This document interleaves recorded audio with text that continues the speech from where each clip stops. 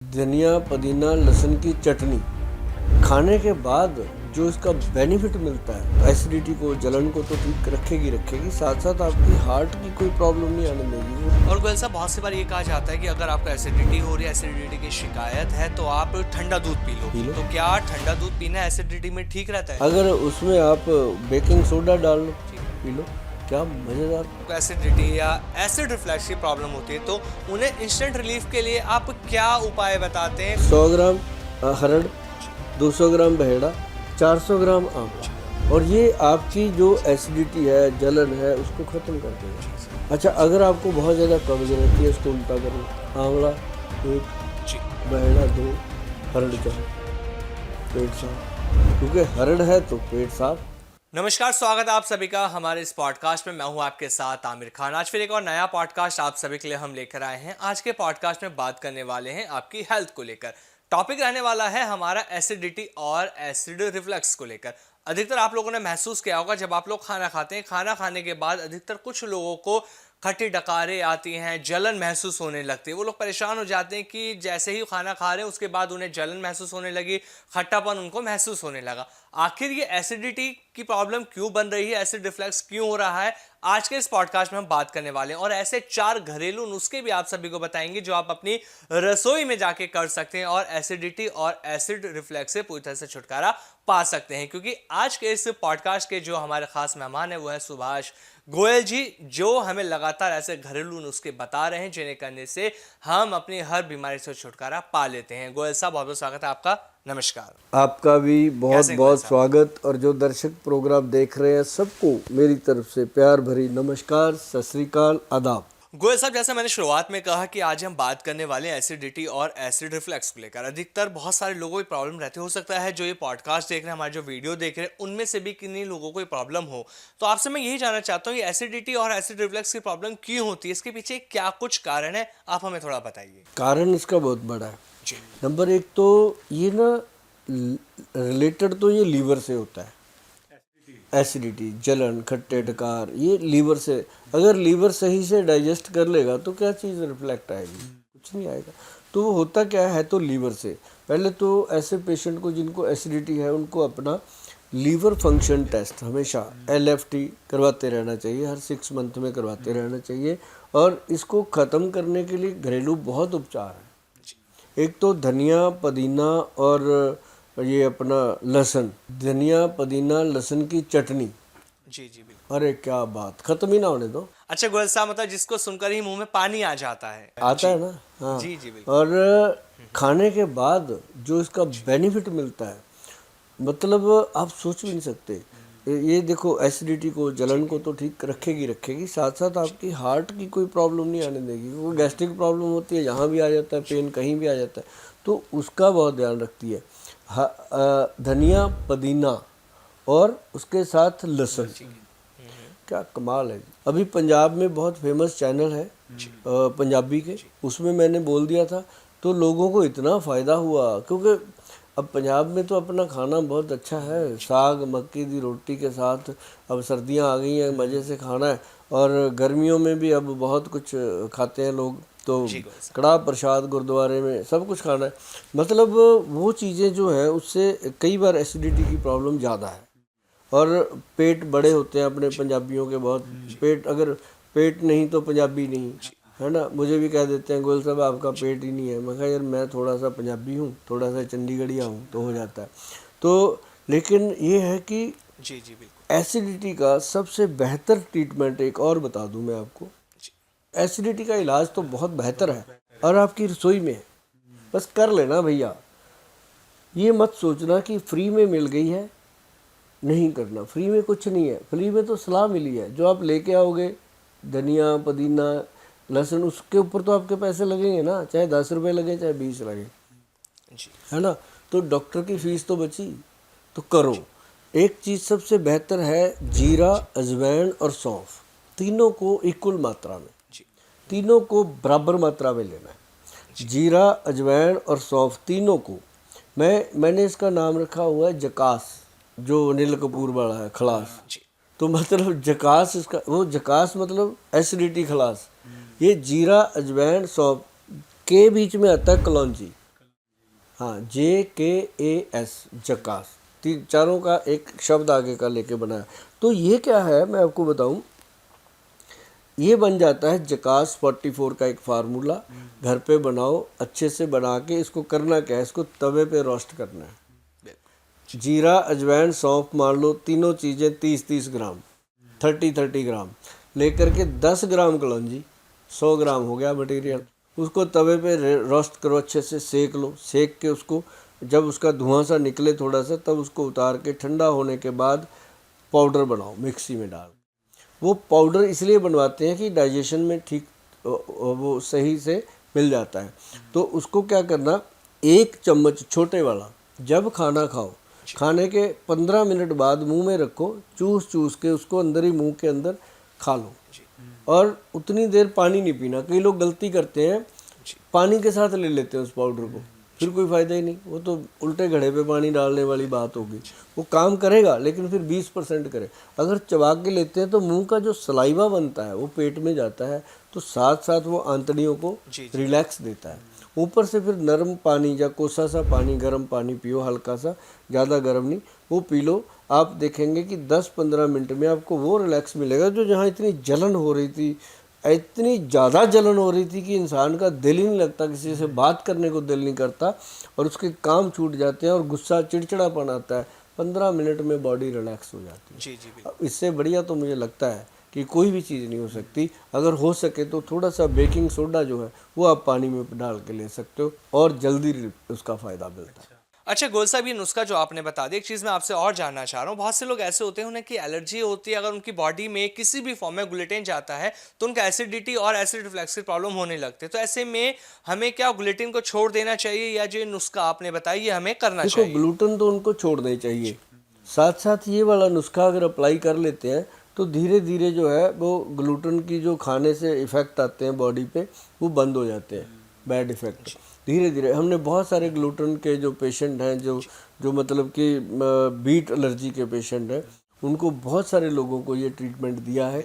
और साथ में हमने उनको ये भी बताया कि आप लोग क्या नाम लेते हैं उसको, व्हीट ग्रास, उसका जो पाउडर आता है व्हीट ग्रास का, उसको कहा जाता है कि 1 चम्मच सुबह सुबह गर्म पानी में घोल करके रख दो। जब वो पानी पीने लायक हो जाए, 5-10 मिनट में हो जाता है, तब उसको दोबारा से हिला के घोल के सिप कर करके पियो और वो कमाल का रिजल्ट कर। अच्छा गोल साहब, ये जो आप बात कर रहे हैं व्हीट ग्रास की, इसे लोग आमतौर पर हम देखते हैं कि अपने घरों में, अपने गमलों में भी उगा लेते हैं। तो मतलब ये जो जौ होता है उसी से किया जाता है? कनक, जैसे मैं बताता हूँ इसका, लो बात करिए, आपको मैं बताता हूँ हमारा जो पंजाबी स्टाइल है। आप 10 गमले ना, आप 20 गमले ले लो, जी जी जी। पूरे 20 गमले लिए। आज पहले गमले में कनक बो दो, ठीक है। फिर उसके बाद कल को दूसरे में, परसों को तीसरे में, ऐसे करके 21वें दिन जब आप 21वें गमले में डाल रहे होंगे, वो पहले वाला तैयार हो जाएगा। जी। उसको काटो, छांटो, फिर उसमें दोबारा बो दो। वो सर्कल आपका 20 दिन के अंदर तैयार हो गया, जी जी है ना। और 20 दिन पहले मार्केट से ले लो बीट ग्रास का डब्बा, एक पाउडर खा लो।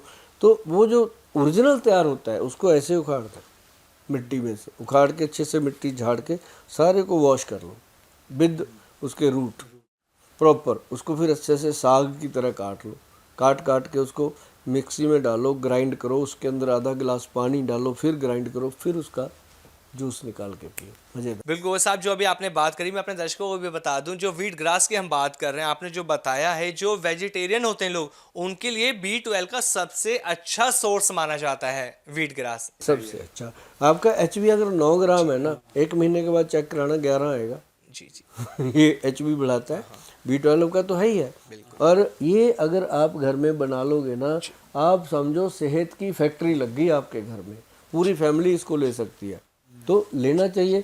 मैं कहता हूँ छोटे बच्चों को तो जैसे पहले हमारी दादियाँ माएँ कूट कूट के खिलाती थी ना, ऐसे चाहे उसको पहले डांट के खिलाओ थोड़े दिन, वो धीरे धीरे उसको बच्चे को आदत पड़ जाएगी, उसकी ग्रोथ अच्छी होएगी, सेहत अच्छी होएगी, हाइट अच्छी होएगी। तो ये चीज़ अगर बन जाए, भाई मैं तो पूरा जोर दे देता हूँ एक चीज़ के ऊपर, क्योंकि मुझे उसके रिजल्ट पता है, जी जी। इसलिए। बाकी आपकी मर्जी, आपने वीडियो देख रहे हो, आप अपना समय भी दे रहे हो, सब कुछ कर रहे हो, बस बाद में ये मत लिखना कि नाइस वीडियो, कुछ करके फिर थैंक यू लिखना। लेकिन गोयल साहब, जैसा आपने अभी कहा कि एसिडिटी का लिंक लीवर से भी होता है, तो मतलब कॉन्स्टिपेशन या इनडाइजेशन भी एसिडिटी का एक मेन कारण हम लोग मान सकते हैं? जो कॉन्स्टिपेशन है ना जी, वो तो एक अलग मैटर है। ये एसिडिटी का जो मेन मुद्दा है वो लीवर में इन्फेक्शन आता ही आता है। जी जी। जब मर्जी चेक करा लो, कई बार LFT टेस्ट कराओ नहीं आता, फाइब्रो स्कैन कराओ तो आ जाता है। मतलब बहुत बारीकी में जाके पता चलता है इन चीज़ों का। लेकिन आदमी क्या करते हैं, लेडीज़ क्या करते हैं कि उसको चला लेते हैं गाड़ी को, आज 2 दिन 4 दिन किसी ने कोई पाउडर घोल के पी लिया, किसी ने कुछ कर लिया, किसी ने कुछ कर लिया, चलाते रहते हैं। लेकिन चलाने से अच्छा एक नियम बना लो कि त्रिफला पाउडर ले लो 1:4 की रेशो का, जिसके ऊपर वैद्यवान लिखा हो, वैद्यवान की साइड पे जाके मिल जाएगा, तो वो आप त्रिफला लेके रखो या घर पे बना लो। 2 ही बातें हैं मेरी तो, या तो घर पे बनाओ या हमारे से मंगाओ, और मुझे किसी का भरोसा ही नहीं है। मैं कहता हूँ सारे सारे अच्छे हैं, सब बढ़िया हैं। अच्छा गोयल साहब, अपना बनाने के लिए हमें 1-2-4 का रेशो रखना चाहिए, कंपलसरी होता है? हाँ, मतलब 100 ग्राम हरड़, जी 200 ग्राम बहेड़ा, 400 ग्राम आंवला, ये ऐसे लेना है। और ये आपकी जो एसिडिटी है, जलन है, उसको ख़त्म कर देगा। अच्छा, अगर आपको बहुत ज़्यादा कब्ज रहती है, इसको उल्टा कर लो, आंवला 1, जी। बहेड़ा 2, हरड़ 4, पेट साफ। क्योंकि हरड़ है तो पेट साफ, तो इसको बढ़ा दो। ये ऐसा फार्मूलेशन है, ऐसा ऐसा मतलब ये कह सकते हैं कि प्रभावशाली नुस्खा है, जो हमारे ऋषि मुनि लिख गए ना कि यार कमाल हो गया। और इसको त्रिफला अमृत बनाया हमारे वैद्य जी ने। उन्होंने इसके अंदर डाल दिया कलौंजी का मिश्रण कम मात्रा में।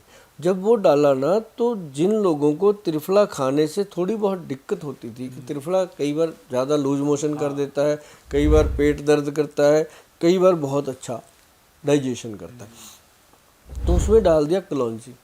कलौंजी के वास्ते ये लिखा हुआ है जी कि सिर्फ एक मौत को छोड़ करके उस पे काम नहीं करती, बाकी हर बीमारी में कलौंजी काम करती है। देखो कितनी बड़ी बात। बिल्कुल गोयल साहब, आपने ये 4 नुस्खे तो हमें बता दिया। मैं आपसे एक चीज़ और जानना चाहता हूँ। IBS आपने नाम सुना होगा, जिसे हम कहते हैं इरिटेबल बाउल सिंड्रोम, जिसके बारे में लोगों को अधिकतर नहीं पता कि गैस, एसिडिटी और कॉन्स्टिपेशन ये भी IBS के सिम्टम्स ही होते हैं।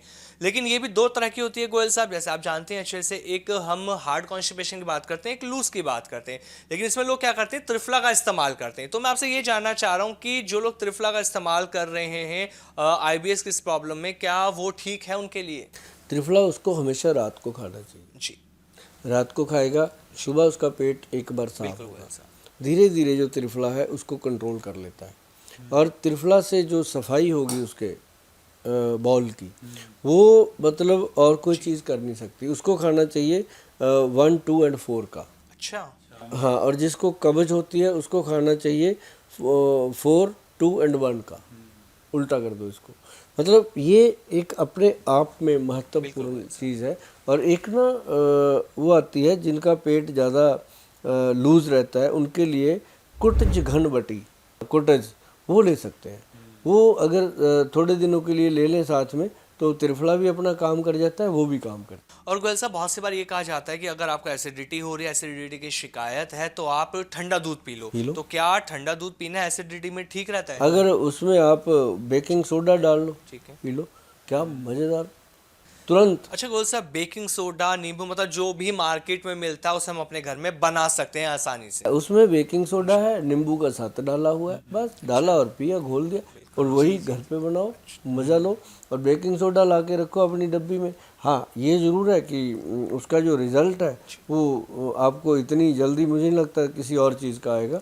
वो तुरंत इंस्टेंट रिलीफ देता है। और उसके बाद अपना त्रिफला का रूटीन जो है वो बराबर बना के रखो। और जीरा, अजवाइन, सौंफ जो है, साथ में थोड़ी सी कलौंजी मिला के जो पाउडर मैंने बताया, उसको अगर आप लाइफ टाइम भी ले लोगे, सिर्फ हफ्ते में 1 दिन छोड़ना, जो भी हम नुस्खे बताते हैं हफ्ते में 1 दिन छोड़ने भी हैं, और कम से कम किसी वैद्य की सलाह भी लेनी है, या घर में किसी बड़े बुजुर्ग की सलाह लेकर के इन नुस्खों को अपनाया करो, ताकि इनका फ़ायदा आपको पूरी तरह मिल सके। अच्छा गोयल साहब, एक लास्ट चीज़ और आपसे जानना चाहता हूँ। मुझे नहीं लगता कि आपको एसिडिटी या एसिड रिफ्लक्स की प्रॉब्लम होती है, क्योंकि आप लोगों को जड़ी बूटियाँ खिलाते हैं।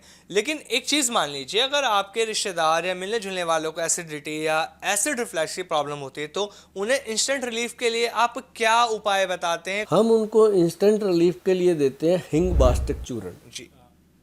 इमीडिएट 1 चम्मच खिलाते हैं डाउन।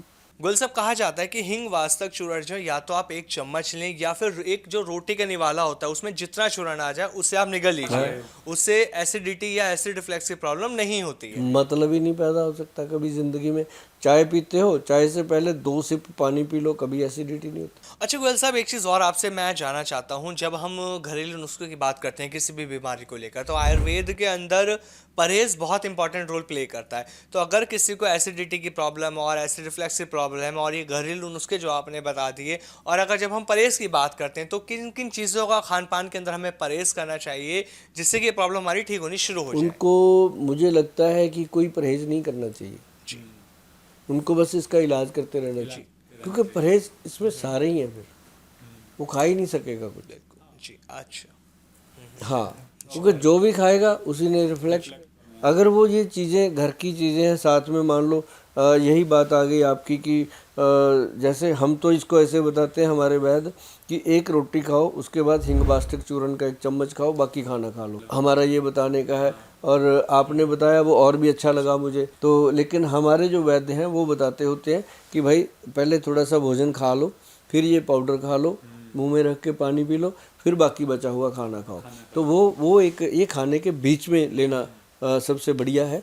और अगर ये आप लेते रहोगे तो मुझे नहीं लगता कि एसिडिटी आपको या आपके किसी पड़ोसी को भी हो जाए। गोयल साहब, ये भी कहा जाता है कि हमारे सोने की दिशा पर एसिड निर्भर करता है कि हम किस दिशा में कैसे सो रहे हैं, तो इसके बारे में थोड़ा सा बताइए। हमेशा कहते हैं कि लेटना चाहिए उसको भगवान विष्णु जी की तरह लेफ्ट पे, बिल्कुल गोयल साहब। जी। और उठना जब है उसने तो राइट होकर के, अच्छा। राइट करवट ले ले, 2-4 मिनट लेटे रहे, फिर उठे, फिर उठ करके भगवान का धन्यवाद करें कि आज की सुबह फिर दिया आपने, आज एसिडिटी मत देना, फिर कुछ ना कुछ फायदा होता है, तो ये चलता रहेगा। अच्छा गोयल साहब, मैंने ये भी सुना है कि अगर एसिडिटी की किसी को प्रॉब्लम है और वो ठीक नहीं हो रही है तो मूली बहुत ज़्यादा फायदेमंद होती है, क्या ये सच है? मूली मैं बताता हूँ, एसिडिटी के अंदर अगर दुनिया में कोई चीज़ काम करती है वो सिर्फ मूली काम करती है। अच्छा जी।